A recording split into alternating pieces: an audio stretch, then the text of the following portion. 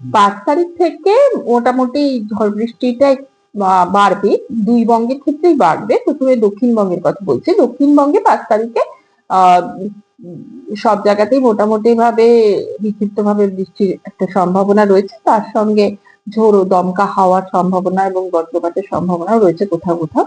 এবং 6 তারিখে সেই বৃষ্টির সম্ভাবনাটা মানে বৃষ্টির স্প্রেডিং তার একটু বাড়বে, ফেয়ারলি ওয়াইড স্প্রেড বৃষ্টির সম্ভাবনা, সঙ্গে দমকা হাওয়া এবং বজ্রবিদ্যুৎ সহ বৃষ্টির সম্ভাবনা রয়েছে। দমকা হাওয়ার গতিবেগ কোথাও কোথাও মানে মূলত পশ্চিম দিকের জেলাগুলিতে কোথাও কোথাও 50 থেকে 60 কিলোমিটারও হওয়ার সম্ভাবনা রয়েছে। 6 তারিখ, 7 তারিখ, 8 তারিখ এই ফেয়ারলি ওয়াইড স্প্রেড রেনফলই থাকবে। আবার 9 তারিখে গিয়ে আবার বিক্ষিপ্ত বৃষ্টি এবং সম্ভাবনা রয়েছে।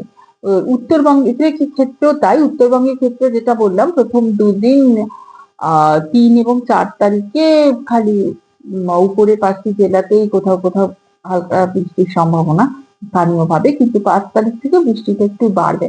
5 তারিখ থেকে সব জায়গাতেই মানে উপরের জেলাগুলিতে 5 তারিখে স্ক্যাটার্ড এবং নিচের 3টি জেলাতে আইচল বা বিক্ষিপ্তভাবে বৃষ্টির সম্ভাবনা এক দু জায়গায়।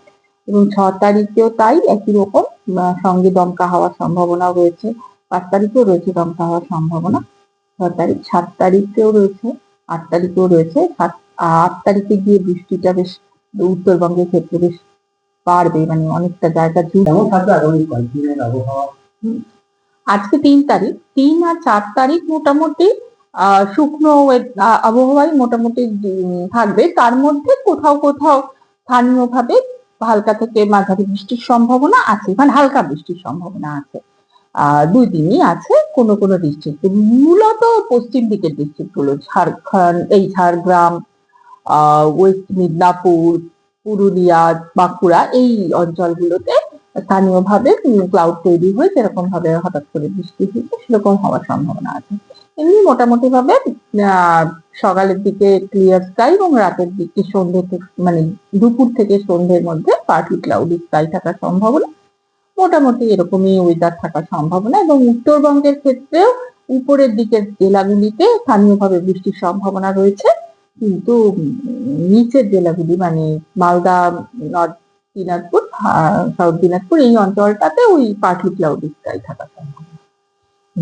5 তারিখ থেকে দুই বঙ্গে হালকা থেকে মাঝারি বৃষ্টির সম্ভাবনা, বিক্ষিপ্তভাবে কোথাও কোথাও হওয়ার সম্ভাবনা রয়েছে। এবং 7 তারিখ, 8 তারিখে গিয়ে বৃষ্টিটা আরেকটু মানে 6 তারিখ থেকে 5 তারিখে বিক্ষিপ্তভাবে, 6 তারিখ থেকে ফেয়ারলি ওয়াইড স্প্রেড বৃষ্টির সম্ভাবনা রয়েছে সাউথ বেঙ্গলের ক্ষেত্রে। 7, 8, 9, 6 সরি তারিখগুলো গন্ডগোল হয়ে গেছে, আবার বলি। এগুলো সবই একই ধরনের, এই ছোট ছোট সার্কুলেশন অনেক তৈরি হচ্ছে।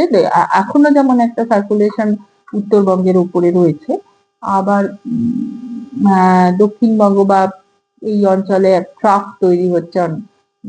আর মূলত উত্তরবঙ্গের ঝড়ঝঞ্ঝার কারণ থাকছে একের পর এক ওয়েস্টার্ন ডিস্টারবেন্স পাস করে যাচ্ছে, মোটামুটি সিনপটিক সিচুয়েশনটা দাঁড়াচ্ছে আর কি।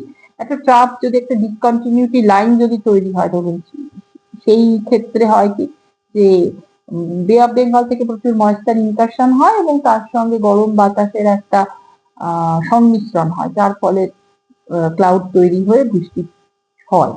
তো সেই রকম মানে আমরা আশা করছি 5 তারিখেও এমন একটা সিনপটিক কন্ডিশন আবার গিয়ে দাঁড়াবে, যেখানে আবার এই ময়েশ্চার ইনকারশনটা বেড়ে যাবে এবং